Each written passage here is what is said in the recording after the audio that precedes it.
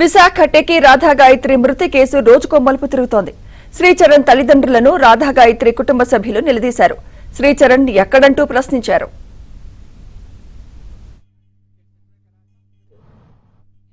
మీ అబ్బాయి ఎక్కడికి వెళ్ళాడో ముందు తెలియాలి. ఈ రోజు ఇంత చేస్తున్నారు. మీకు మీ చుట్టాల ఇంట్లోని ఏదో ఒడిగైతే నా కూతురు తీసుకెళ్లి 3 రోజులు అక్కడ పని చేయించుకున్నారు. ఏ ఒక్కరు వచ్చారండి ఇవాళ అక్కడ ఇక్కడ మీ కోడల కోసం? ఏరండి చూపించండి వాళ్ళందరినీ. ఎందుకు పిలవకపోవడం కారణం? ఎందుకు అది దొంగతనంగా మీరు ఎందుకు చెయ్యాలి? మీరు దొంగతనంగా ఎందుకు చెయ్యాలి? మీ ఫ్యామిలీలు అందరినీ తెచ్చుకోవాలి మీరు కూడా. ఎందుకు మీకు ఆ భయం? మా ఫ్యామిలీ అందరూ నా వెనకాతలు ఉన్నారు. భయం ఎందుకంటే మా అమ్మాయి ఏ తప్పు చేయలేదు కాబట్టి నా ఫ్యామిలీ అందరూ నాకు తోడుగా వచ్చారు. 200 కుటుంబాలకి మేము తోషులుగా నిలబడ్డాం. ఇవాళ అందరూ మమ్మల్ని అడుగుతున్నారు ఏంటి జరిగింది గుచ్చి గుచ్చి గుచ్చి గుచ్చి అడుగుతున్నారు. మాకు సమాధానం కావాలి. మీ అబ్బాయి అయితే రావాలని కడిగిన ముత్యమైనప్పుడు వాడు బయటికి రావాలి కదా. ఇవాళ ఎందుకు లేదు? అక్కడ మసూరిలో లేడు. మీరు అన్నారు 4-5 రోజులు అయింది. వాళ్ళకి సోమవారం నుంచి ఇవాళ శుక్రవారం, సోమవారం, మంగళ, బుధ, లక్ష్మి, శుక్రవారం 5 రోజులు అయింది. వాడు ఎఫ్ఐఆర్ తయారు చేసి వాళ్ళు ఫోన్ చేశారు. ఫోన్ చేసి అక్కడికి వెళ్ళాలకెళ్దాం. దీంతో శ్రీచరణ్ కు కుటుంబ సభ్యులు ఫోన్ చేయగా తాను ముస్సోరిలో విచారణాధికారిని కలవడానికి వచ్చానని చెప్పాడు. కాగా స్పాట్ లోని విచారణ అధికారికి రాధా గాయత్రి తండ్రి ఫోన్ చేశారు. శ్రీచరణ్ తనను కలవలేదని విచారణ అధికారి చెప్పారు. దీంతో ఒక్కసారిగా ఇరు కుటుంబాల మధ్య ఘర్షణ చెలరేగింది. నువ్వు తల్లిదండ్రులుగా మమ్మల్ని చూసుకుంటాను నేను అని చెప్పిన పెద్ద మనిషివి ఈ రోజు ఎక్కడికి వెళ్ళావు? స్టేట్మెంట్ ఇచ్చావు, నువ్వు బాగానే చెప్పు. వాళ్ళు ఎవరు చేయమంటారు? నీకు మేము ముఖ్యమా వాళ్ళు ముఖ్యమా? ఎవరినో ఎందుకు కలవాలి? నువ్వు ఎవరినో ఎందుకు కలిసావు? నీ తల్లిదండ్రులు నువ్వు నీ కన్న తల్లిదండ్రులు ఇక్కడ వదిలి వెళ్ళిపోయావు. మమ్మల్ని చూసుకుంటానని భరోసా ఇస్తానని వాళ్ళకి వాళ్ళ అమ్మాయి లేదు.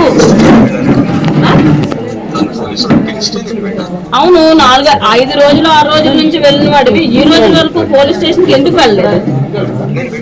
ఎప్పుడు వెళ్ళావు?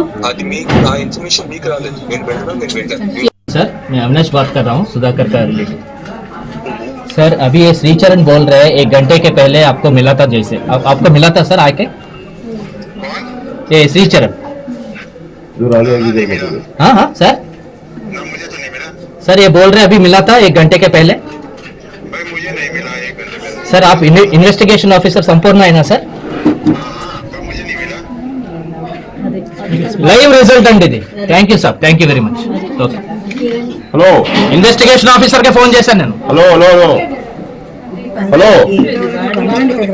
మేము ఇప్పుడు ఇన్వెస్టిగేషన్ ఆఫీసర్ కే ఫోన్ చేసి మాట్లాడాం. నువ్వు కల్లాదని చెప్తున్నారు. తన కూతుర్ని పథకం ప్రకారం హత్య చేయడానికి ముస్సోరి తీసుకువెళ్లాడని రాధా గాయత్రి తండ్రి సుధాకర్ ఆరోపించారు. ఇప్పటికైనా పోలీసులు శ్రీచరణ్ ని అదుపులోకి తీసుకుని విచారించాలని కోరారు.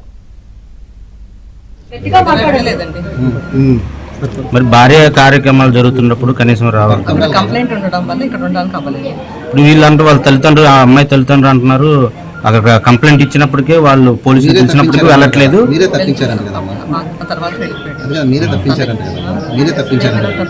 మరి తప్పించకపోతే మరి వాళ్ళకి ఎందుకు సమాధానం చెప్పలేకపోతున్నారు? కాబట్టి వెళ్తున్నాడు కదా, వెళ్తున్నాడు.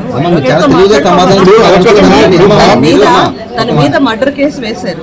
ఒకసారి అడ్వకేట్ ని కలవాలి కదా. తను చెయ్యనప్పుడు అడ్వకేట్ ని కలవాలా అవసరం లేదు, అట్లా కలవకూడదండి. తప్పేమైనా ఉందా?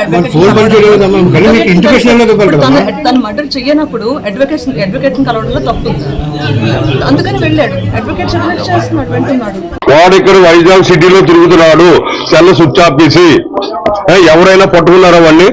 ఇటు పోలీసులు కానీ అటు మీడియాలు కానీ ఇన్ని వాడు సోషల్ మీడియాలో ఎంతో వైరల్ అయింది ఈ న్యూస్. కంప్లైంట్ ఏం చేశారు? కంప్లైంట్ వీళ్ళు పోలీసులు ఏమన్నారంటే మీరు సిపి దగ్గర మాకేమంటారు, వాళ్ళు డెహ్రాడూన్ వాళ్ళు చేయాలి, ఉత్తరాఖండ్ వాళ్ళు మాకు పర్మిషన్ ఇవ్వాలి అంటారు. వాడేమో ఇక్కడ తిరుగుతున్నాడు.